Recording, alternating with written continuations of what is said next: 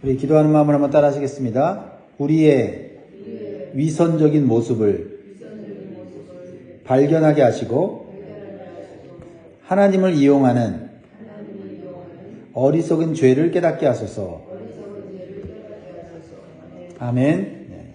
오늘도 이 기도로 우리 자신을 잘 살펴서 하나님 앞에 더 가까이 가고 또 하나님께서 예비하신 은혜와 복을 누리시기를 주의 이름으로 축복합니다. 하나님은 위선적인 행동을 가장 싫어하십니다. 왜냐하면 사람은 속일 수 있어도 하나님은 속일 수 없기 때문에 그렇습니다.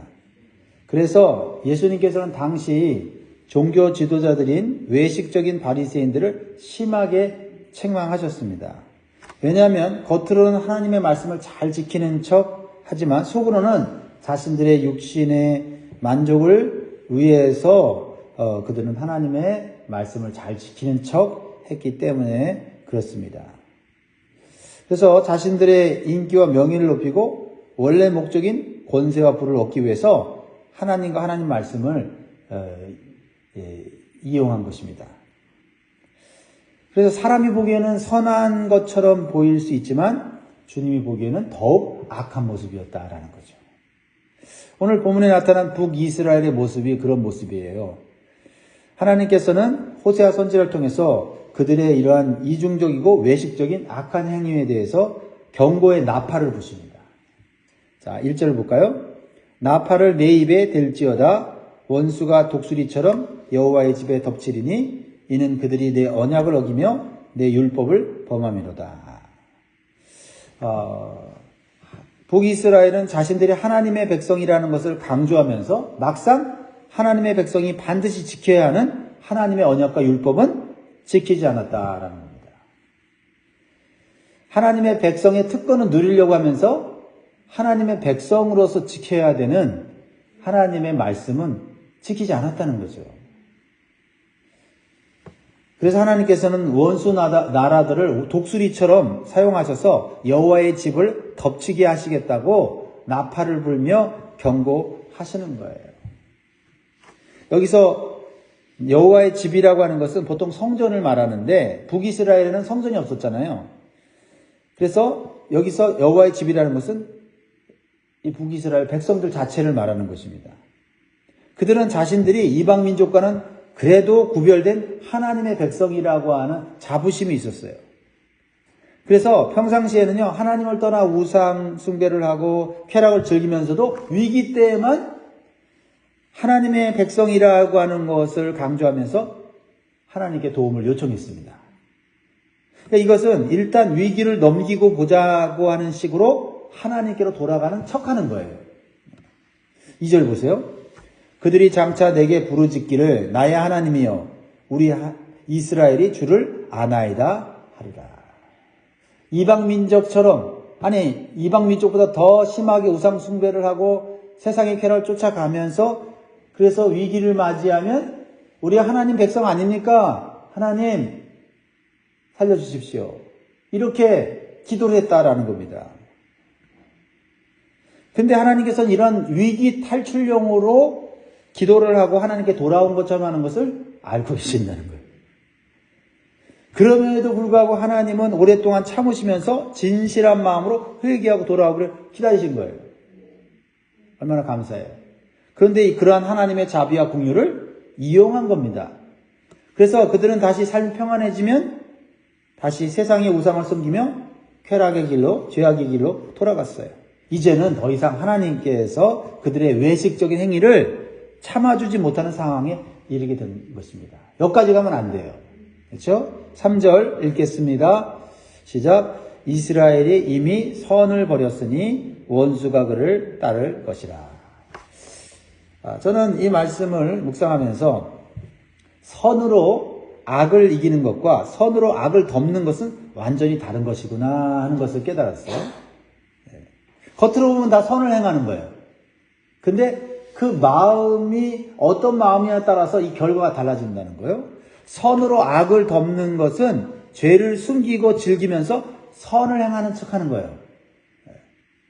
즉 악한 마음으로 선을 행하는 겁니다.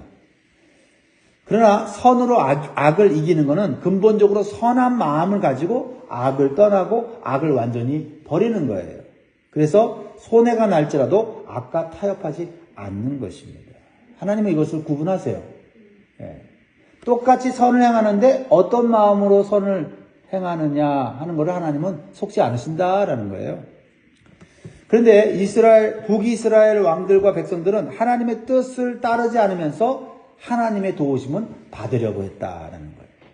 이것은 하나님을 믿지 않는 이방 민족보다 더욱 하나님을 진노케 하는 위선적인 행위였다라는 겁니다. 사랑하는 성도 여러분, 우리는 이런 위선적이고 위기 모면용 가짜 기도, 가짜 신앙을 조심해야 될 것입니다. 여기에 빠지면요, 하나님 중심이 아니라 자기 중심적인 종교 생활로 가다가 스스로 멸망의 길로 가게 된다라는 겁니다. 나 선을 행하고 있지, 나 신앙생활 잘하고 있지, 나 하나님 앞에 헌신하고 있지 하면서 사실은 위선적인 종교생활로 빠져들어갈 수 있다는 거죠. 북이스라엘 지도자들은 반역과 암살을 통해서 왕들을 세웠습니다. 그러면서 하나님의 뜻을 빙자하여서 내가 왕이 됐고 또 왕을 세웠다고 하는 명분을 얻고 싶어 했어요. 그래서 하나님께서는 자신과는 상관없이 왕들을 세웠다고 말씀하세요. 하나님 속지 않으세요. 지금 악한 정권이니까 내가 이 정권을 하나님의 이름으로 심판하고 내가 왕이 되는 게 하나님 뜻이야 라고 명분을 내세웠지만 자기도 또 왕이 돼서는 자신의 만족과 욕심을 채우는 일을 했잖아요. 그러니까 하나님은 그걸 아신다는 거예요. 4절을 보세요. 그들이 왕들을 세웠으나 내게서 난 것이 아니며 그들이 지도자들을 세웠으나 내가 모르는 바이며 그들이 또 그 은금으로 자기를 위하여 우상을 만들었나니 결국은 파괴되고 말리라. 오늘날도 하나님의 뜻을 들먹이면서 자신들이 원하는 지도자를 뽑으려는 사람들이 있어요. 그러나 하나님과 전혀 상관없는 자들일 수 있다는 것을 우리가 기억해야 돼요. 자신들에게 유리한 사람을 지도자로 뽑고는 하나님의 뜻대로 세웠다고 착각해서는 안 된다는 겁니다. 특별히 자기를 위한 우상을 만들어 놓고는 그것이 하나님을 위한 것으로 둔갑시키는 일을 해서는 안 됩니다. 그렇게 해서는 안 되는 이유는 하나님을 속이지는 못하기 때문이에요. 결국은 자신을 위해 만든 우상과 함께 파멸되는 삶을 살게 된다. 하나님이 그렇게 하신다라는 거예요. 북이스라엘을 창건한 초대 왕인 여로보암 1세는 하나님의 뜻을 따라 왕이 된 것은 맞습니다.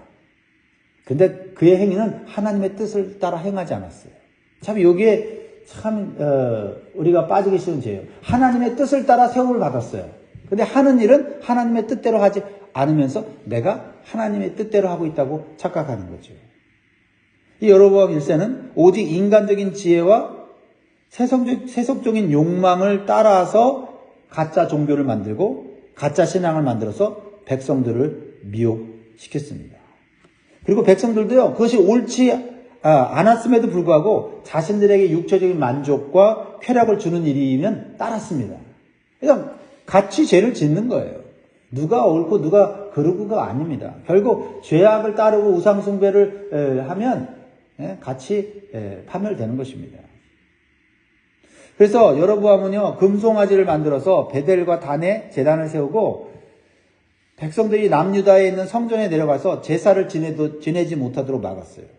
왜냐하면 북이스라엘 백성들이 성전으로 제사를 내려가다가 마음이 변심해서 남유다로 다 내려갈까봐 걱정하고 두려워했기 때문이에요.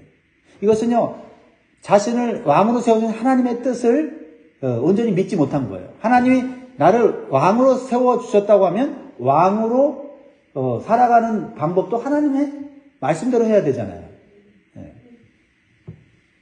그래서 왕권을 유지하는 방법은 하나님의 뜻을 구하기보다는 인간적인 방법으로 했다라는 겁니다.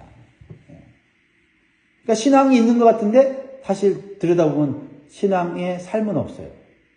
이게 우리들의 모습일 수도 있다라는 겁니다. 그래서 금송아지를 만들어서 하나님이라고 속여서 우상숭배를 하여서 하나님의 율법을 어기게 만든 거예요. 그런데 또 하나님의 율법을 지키는 것처럼 절기를 지킵니다. 근데 절기를 살짝 바꾸어 갖고 말이죠. 예. 율법과는 다르게 율법을 지켜요. 그러니까 안 지킨다고도 말할 수도 없고 지킨다고도 말할 수 없는 그런 애매한 상태를 만들어 놓는 겁니다. 근데 하나님 중심이 아니라 내 중심이에요. 그리고 제사장도 레위인 중에서 뽑지 않고 일반인 중에서 제사장을 뽑아서 자기가 마음대로 부리기 쉽게 조직을 만들고 그렇게 제도를 만들어서 자신의 왕권을 강화하려는 것입니다. 그러니까 멀리서 보면 하나님 믿는 것 같고 멀리서 보면 하나님께 예배드리는 것 같고 멀리서 보면 하나님께 봉사하는 것 같은데 가까이 가서 보면 그것은 다 나를 위한 거예요. 나를 위한. 하나님을 위한 게 없다 이 말이에요. 그러니까 북이스라엘의 기초는 모든 것이 가짜고 모든 것이 거짓에 기초한 거였다. 그러니까 드러나는 것만 진짜처럼 보이는 거죠. 그래서 하나님께서는 진노하셔서 가짜가 가짜인 것을 드러내시고 또한 거짓을 진실이라고 믿는 신앙을 드러내어서 산산조각을 내시겠다고 말씀하시는 거예요. 하나님 앞에서는 언제까지 속일 수 없거든요. 그래서 5절 6절 보세요. 사마리아여 내 송아지는 버려졌느니라 내 진노가 무리를 향하여 타오르나니 그들이 어느 때에야 무죄하겠느냐. 이것은 이스라엘에서 나고 장인이 만든 것이라 참신이 아니니 사마리아의 송아지가 산산조각 나리라. 결국 사람이 한 것 다 그것은 허무한 것이 된다라는 거죠. 사람이 만든 우상인 금송아지를 하나님으로 믿는 자들은 참신이 아닌 가짜 하나님을 믿었기 때문에 금송아지가 산산조각 날 때 그들의 인생도 산산조각이 날 수밖에 없다라는 거죠. 하나님께서는요, 심은 대로 거두게 하시는 분이십니다. 선을 심으면 선한 열매를 맺고 악을 심으면 악한 열매를 맺게 하십니다. 그것은 불변의 법칙이에요. 예수님께서도 거짓 선지자들의 미혹을 조심하라고 하면서 이렇게 말씀하셨어요. 마태복음 7장 18절에서 20절의 말씀을 보면 좋은 나무가 나쁜 열매를 맺을 수 없고 못된 나무가 아름다운 열매를 맺을 수 없느니라. 아름다운 열매를 맺지 아니하는 나무마다 찍혀 불에 던져지느니라. 이러므로 그들의 열매로 그들을 알리라 라는 것입니다. 결국 사람은 자신이 심은 대로 그 열매를 먹게 된다라는 거예요. 그래서 북이스라엘은요, 거짓되고 헛된 우상을 하나님으로 섬겼기 때문에 헛되고 허무한 열매를 먹게 된 것입니다. 자, 보세요. 7절 보세요. 같이 읽습니다. 시작. 그들이 바람을 심고 광풍을 거둘 것이라. 심은 것이 줄기가 없으며 이삭은 열매를 맺지 못할 것이요 혹시 맺을지라도 이방 사람이 삼키리라. 하나님은 심은 대로 거두게 하신다라는 거예요. 우리는 좋은 거 심어야 돼요. 정직한 거 심어야 되고요. 깨끗한 거 심어야 되고요. 하나님이 기뻐하시는 것을 심어야 될 줄 믿습니다. 북이스라엘이 하나님의 백성이라고 자부하면서 그들이 근본적으로 잘못한 것이 무엇일까요? 그것은 하나님을 의지하지 않고 사람을 의지했다는 거예요. 그래서 북이스라엘의 왕들은요, 하나님의 뜻을 따르지 않고 자신들의 정치적인 이득과 판단을 따라서 강대국을 의지했어요. 그거를 지혜롭다고 생각해요, 스스로. 세상이 이렇게 돌아가는구나. 정치 상황이 이렇게 돌아가는구나. 이번에는 저 아수르에게 손을 잡아야 되겠다. 이번에는 애굽의 손을 잡아야 되겠다. 하면서 속으로는 내가 지혜롭지 하면서 하나님의 뜻을 따르지 않았다. 그러니까 어떻게 해요? 강대국에게 엄청난 뇌물과 조공을 바치고 목숨을 부지하면서 스스로 속국이 돼버린 거예요. 그래서 강대국은 도움을 주는 척하면서 오히려 정복하고 노예를 만들었다는 거예요. 그러니까 백성들의 삶은 피폐해진 거예요. 이게 8절, 9절, 10절의 말씀인데 뇌물의 값을 주고는 결국은 스스로 그 종이 되어버린 거예요. 8절 이스라엘은 이미 삼켜졌은즉 이제 여러 나라 가운데 있는 것이 즐겨 쓰지 아니하는 그릇 같도다. 그들이 홀로 떨어진 들나귀처럼 아수르로 갔고 에브라임이 값주고 사랑하는 자들을 얻었도다. 사랑하는 자들을 얻었다. 돈 주고 얻었는데 그 사랑하는 자들이 나를 사랑하는 자들이 아니라 나를 잡아먹는 자들이다라는 거예요. 10절에 그들이 여러 나라에게 값을 주었을지라도 이제 내가 그들을 모으리니 그들은 지도자의 임금이 지어준 짐으로 말미암아 쇠하기 시작하리라. 지도자의 임금은 뭐예요? 왕이 자기의 정치적 지혜로 인간적인 판단으로 강대국에 뇌물을 갖다 바치니 그 뇌물을 누가 갚아야 돼? 백성들이 세금으로 갚아야 되니까 백성들의 삶이 빈털터리가 되고 결국 노예처럼 비참한 삶을 살게 됐다라는 거예요. 그러니까 결국 하나님을 의지하지 않고 하나님을 잃어버린 인생은 빈털터리가 되고 나라는 망할 수밖에 없다는 사실을 오늘 우리에게 교훈해 주고 있는 것입니다. 여러분, 하나님을 의지하면 우리가 강대국이 되든 약소국이 상관이 없잖아요. 그렇죠? 하나님이 약소국이라 할지라도 강대국의 손에 넘어가지 않게 지켜주시고 보호하시고. 그렇죠? 네. 하나님이 주신 것을 누구도 빼앗아가지 못하는데 말이죠. 참 인생은 어리석어요. 네. 14절 마지막 절 보세요. 이스라엘은 자기를 지으신 이를 잊어버리고 왕궁들을 세웠으며 유다는 견고한 성읍을 많이 쌓았으나 내가 그 성읍들의 불을 보내어 그 성들을 삼키게 하리라. 하나님의 백성이라고 자부하면서 뭐를 의지해요? 왕궁들을 의지하고 견고한 성읍들을 세워서 그걸 의지하는 거예요. 그러니까 하나님 볼 때는 얼마나 속상하고 안타깝고 얼마나 진노가 일어나겠습니까? 그렇죠? 그러니까 하나님이 어떻게 해요? 너희들이 의지하는 것들이 아무것도 아니라는 것을 내가 보여주겠다고 하면서 하나님께서 그런 성읍들, 왕궁들을 부숴버리는 거예요. 사랑하는 성도 여러분, 우리는 다른 것은 다 잃어도 하나님만은 잃어버리지 말아야 하겠습니다. 그러기 위해서는 하나님 외에 다른 우상을 하나님으로 섬기는 죄가 가장 크다는 것을 기억해야 돼요. 하나님 잃어버리고 하나님이 진노케 하면 그거 우리에게 결코 그거는 복이 되는 삶이 아닙니다. 그리고 나에게 위선적이고 외식적인 종교 행위는 없는지 한번 살펴보기를 원합니다. 무엇보다도 위기를 모면하기 위해서만 하나님을 이용하는 이기적 신앙 자세를 버려야 돼요. 그리고 악한 마음을 선으로 포장하여 나의 만족과 욕심을 채우려는 모습은 없는지 정직하게 살펴보아야 합니다. 그래서 마음속 깊은 동기까지 살펴보시는 하나님 앞에서 회개하여 정직하게 살고 세상과 우상을 의지하지 않고 오직 하나님만을 의지하며 사는 복된 삶이 되시기를 주님의 이름으로 축원드립니다. 기도하겠습니다.